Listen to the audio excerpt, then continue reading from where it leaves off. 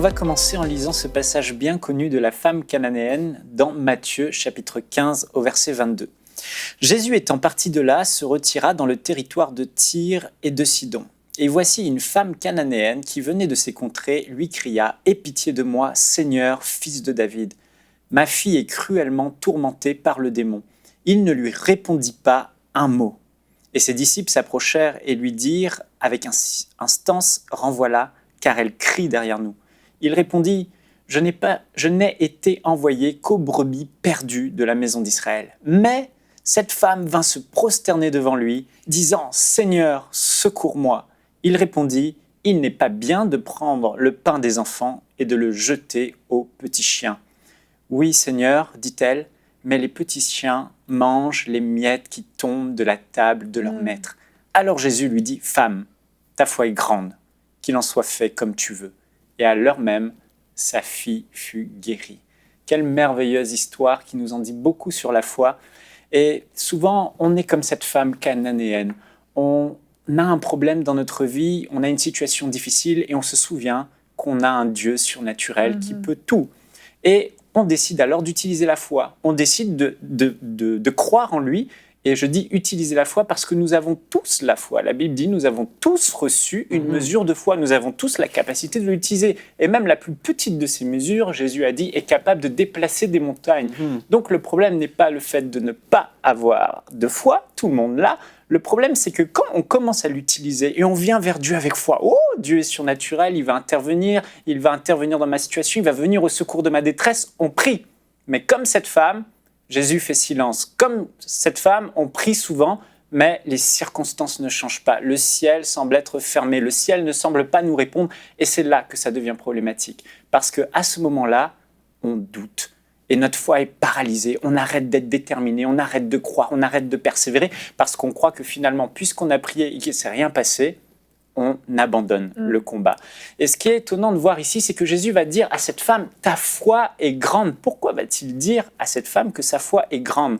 Il va dire à cette femme que sa foi est grande parce que face aux oppositions, c'est-à-dire Jésus lui dit non, les disciples lui disent non, elle est même humiliée, je trouve, et il y a le silence, il n'y a rien, non, non et non. Je suis en territoire à l'extérieur d'Israël, je suis venu pour les Juifs, c'est pas mon moment de guérir et de délivrer ceux qui ne sont pas juifs, en plus en territoire étranger. Mais cette femme, malgré que la volonté du Seigneur est non, va, au lieu d'abandonner, elle va persévérer. Vous savez, elle est comme un bulldog. On dit que les bulldogs représentent bien la foi. Ils attrapent quelque chose dans leur gueule et ils ne lâchent jamais. Impossible d'enlever. Et cette femme est comme un bulldog. Alors je me suis demandé, mais qu'est-ce que cette femme avait pour avoir une foi aussi grande, pour être comme un bulldog et ne pas lâcher? Qu'est-ce qu'elle avait de différent? Et j'ai réalisé qu'elle avait 3 choses qu'elle avait compris, 3 choses qui viennent faire en sorte que sa foi, elle va décider de l'utiliser, d'être actif et de ne pas lâcher grâce à ces 3 éléments. La première des choses, bien sûr, on voit que cette femme croyait en la puissance de Dieu puisqu'elle dit et qu'elle croyait que Jésus était le Messie. Elle croit que Dieu est capable, mais beaucoup d'entre nous, nous croyons que Dieu est capable. Ça, il n'y a pas de doute. Mais cette femme ne va pas lâcher, premièrement, je crois, à cause de l'amour. L'amour qu'elle avait pour sa fille. Elle voyait sa fille souffrir, tourmentée par des démons, des mauvais esprits, et cet amour a été son moteur. Je n'abandonnerai pas, je ne laisserai pas, parce que derrière, il y a ma fille qui est en train de mourir, il y a ma fille qui est en train de souffrir, et je sais, Jésus, que toi, tu peux le faire. Alors, même si tu dis non, je persévérerai, je ne lâcherai pas, tu ne te débarrasseras pas de moi, même si le ciel semble me fermer, ma foi va l'ouvrir, parce que ma fille souffre, et je refuse de la laisser comme ça. Et on voit que l'amour va nous pousser à agir par la foi. Et souvent, c'est le manque d'amour qui fait qu'on décide d'abandonner trop tôt, qu'on décide de ne pas continuer à utiliser cette foi qui parfois est éprouvante face à l'adversité.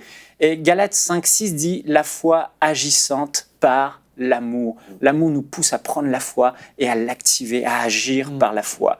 Et c'est ce manque de compassion pour les autres qui fait que parfois on manque de détermination. Et vous allez me dire peut-être oui, mais là, mon problème, il n'est pas pour les autres. Donc, ce n'est pas une question d'amour, il est pour moi. Mais bien souvent, j'ai réalisé que le fait de persévérer dans la prière, de persévérer dans la foi, se fera par amour, même si c'est pour nous, un problème qui nous concerne, par amour pour les autres. Ainsi, on peut voir une mère, par exemple, c'est l'amour qu'elle a pour ses enfants, qui sont encore sous sa responsabilité, qui fait qu'elle va se battre, et ne pas lâcher le combat de la foi parce qu'elle pense à ses enfants et elle ne veut pas les abandonner alors qu'elle a le cancer. Donc elle va se battre, elle va utiliser sa foi jusqu'au bout.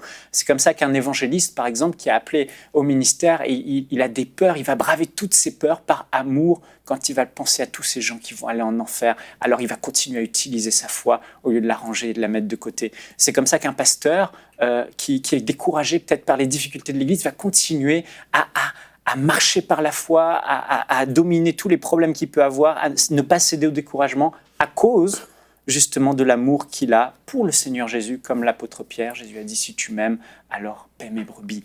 Et ainsi, on voit que si on a l'amour, notre détermination grandira et notre foi sera agissante. La deuxième chose que je vois, c'est que pour cette femme, Jésus était son seul espoir. C'est évident qu'elle aimait sa fille et qu'elle a essayé de trouver des solutions pour sa fille. Elle est certainement allée voir des marabouts, faire des choses occultes, des exorcistes, etc. Mais quand elle entend parler de Jésus, elle sait que lui, il a délivré d'autres personnes. Il peut délivrer ma vie. C'est le Messie, c'est le Fils de David, c'est le Seigneur, c'est le Maître. Elle le dit, il est capable de tout. Et je peux vous dire combien il est difficile d'être déterminé dans la prière et de ne pas lâcher quand on croit qu'il existe encore des solutions humaines. Cette femme était désespérée. C'est mon espoir, c'est mon opportunité, c'est la seule solution pour ma fille. J'ai déjà essayé avant. Et il ne doit pas y avoir de plan B. Et trop souvent, le plan B, c'est de dire, parfois, la médecine peut me guérir. J'ai des solutions. Mais voyez-vous, dans les pays pauvres, il y a plus de miracles que dans les pays riches parce que les gens, ils n'ont pas de plan B, ils n'ont pas de solution humaine, ils n'ont pas le gouvernement et l'aide sociale, ils n'ont pas les médecins et la médecine et les médicaments. Alors, quand ils entendent les promesses de Dieu, ils ne lâcheront pas parce que c'est pour eux et ils n'abandonneront pas le combat de la foi. La troisième chose, et je finis par là, c'est qu'on voit que cette femme a eu une révélation de la bonté de Dieu. Et ça, c'est redoutable. Cette femme s'est approchée de Jésus et Jésus va dire « Mais vous êtes considérés comme des chiens, des gens sans dignité, vous n'êtes pas du peuple juif, vous n'êtes pas de l'Alliance, donc cette promesse n'est pas pour vous. » Et cette femme aurait pu retourner chez elle, triste, humiliée, se dire « Non, mais Dieu ne m'aime pas assez, j'ai pas assez ça, je ne fais pas partie, je ne le mérite pas, ma vie n'est pas parfaite, je ne suis pas juif, etc. » Et combien d'entre nous, quand on prie et on demande à Dieu d'intervenir, on se remet en question et on abandonne parce qu'on se dit « je n'ai pas assez ça » ou « je n'ai pas assez ça ». Mais cette femme, elle a refusé de regarder à elle. Elle a regardé à quelque chose qu'elle a vu au-delà des mots durs de Jésus, d'apparence dure. Elle a vu qu'il y avait en lui, dans son cœur, la bonté de Dieu. Et comme le psalmiste dit « Lève-toi pour nous secourir, délivre-nous à cause de ta bonté ». Elle a vu la bonté du Seigneur Jésus. Au lieu de regarder à elle, elle a regardé à lui. Et elle savait que sa bonté viendrait à son secours, quoi qu'il arrive, même si elle n'est pas parfaite, même si elle n'a pas ci, même si ce n'est pas assez. Et c'est ça. Frères et sœurs, je veux vous encourager, quand vous priez et que vous demandez quelque chose à Dieu, ne fixez pas les yeux sur vous, vous disant « Oh, ça ne marche pas, c'est à cause de moi, j'ai pas assez ci, j'ai pas assez ça ». Mais gardez vos yeux sur celui qui est l'auteur de la foi, sur Jésus-Christ, et voyez à quel point il est bon. Même si vous êtes imparfait, même s'il vous manque des choses, pensez à sa bonté. Le Seigneur est bon et à cause de sa bonté, il interviendra. Ouais. Alors vous ne vous remettrez pas en question et vous n'abandonnerez pas à cause de vous. Que Dieu vous bénisse et pensez à ces trois choses pour ne pas mettre votre foi de côté, mais agir par la foi envers et contre tout. Retrouvez la suite de ce programme dans l'émission Bonjour chez vous sur EMCI TV.